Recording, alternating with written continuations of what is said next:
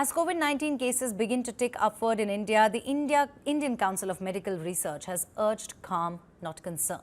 ICMR-DG Dr. Rajiv Bahel says the current rise is linked to Omicron sublineages, which are causing only mild symptoms akin to the common cold. India currently has 1,010 active cases. Kerala tops the list with 430, followed by Maharashtra with 210, Delhi with 104 cases, 83 cases in Gujarat, 69 cases in Tamil Nadu and Karnataka with 47 cases.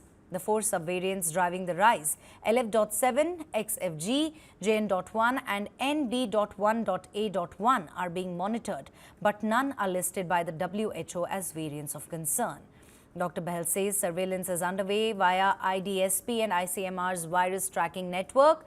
The focus is on three factors: transmissibility, immune evasion and severity of illness.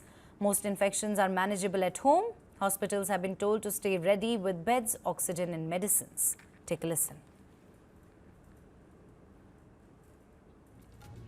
अभी तक south और waste India के थे, वो जो हमने कुछ variant sequence किए हैं उसके हिसाब से ये वेरिएंट्स जो हैं वो ज़्यादा सीवियर नहीं हैं पुराने ओमिक्रॉन वेरिएंट से। ये चार वेरिएंट्स हैं जो हमें मिले हैं। LF7 सीरीज़ है, XFG सीरीज़ है, JN1 सीरीज़ है और NB 1.8.1 इन दैट ऑर्डर ये हमें मिले हैं। अब बाकी जगह के भी सैंपल्स को हम सीक्वेंस लगातार कर रहे हैं और अगले रिजल्ट्स 1-2 दिन में आ जाएंगे। उससे ये पता चलेगा कि कोई नया वेरिएंट तो नहीं है, लेकिन जो सबसे इम्पॉर्टेंट चीज़ मॉनिटरिंग की होती है वो ये है कि व्हाट इज़ द सिवियरिटी, कितना सिवियर केसेस हो रहे हैं।